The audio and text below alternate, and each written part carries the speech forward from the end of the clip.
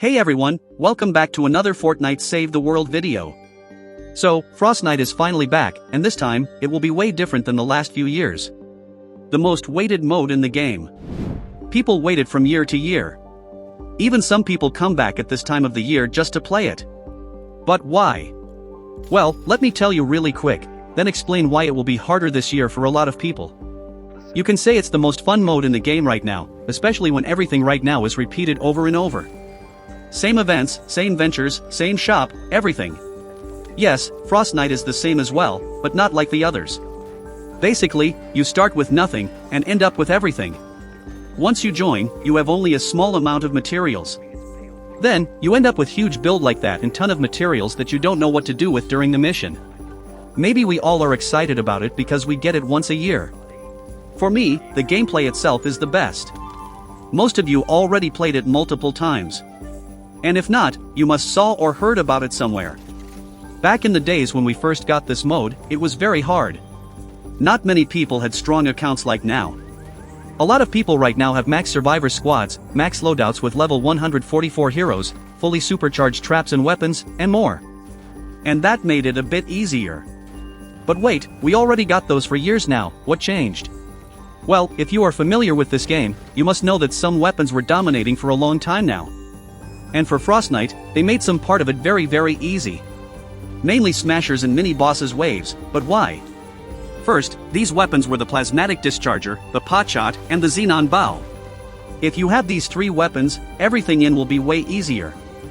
Well, was actually. And I mean in the entire game, not just Frostnite. I'm not gonna mention what happened right now.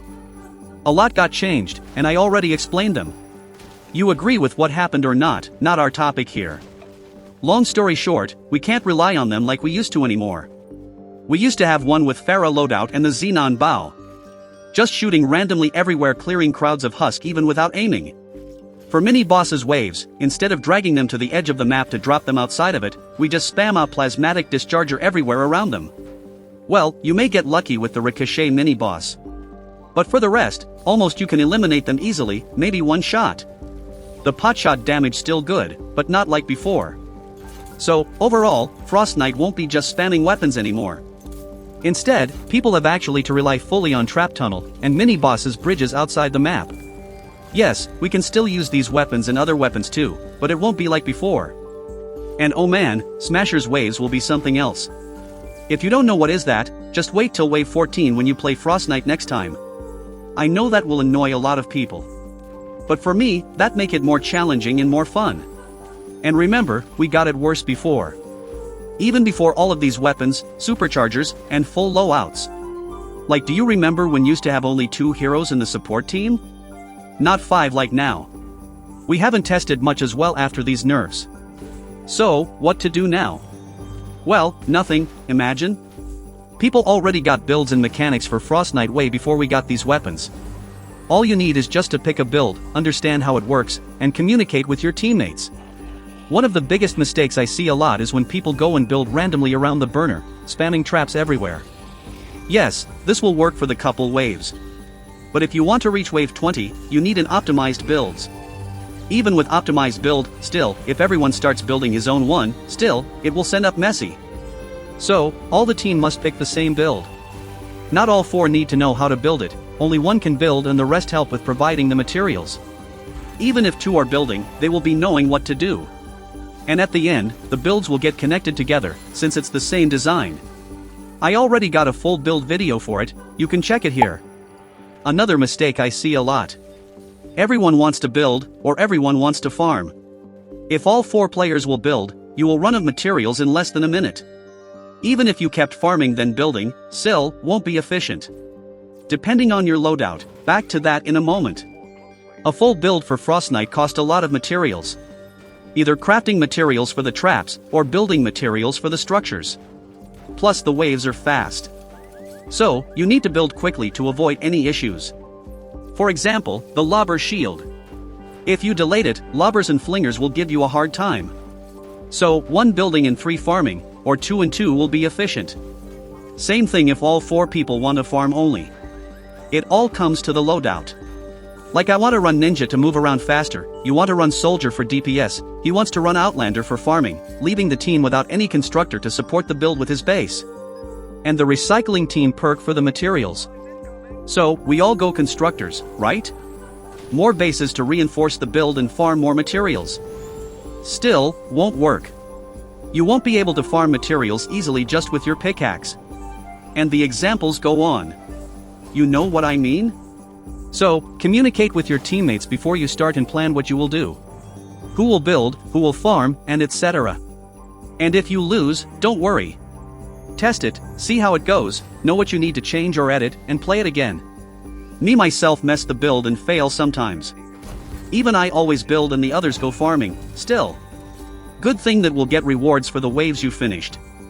For the farmers, there are a lot of YouTube videos explaining all the chests and rare materials location around the map, they will become handy.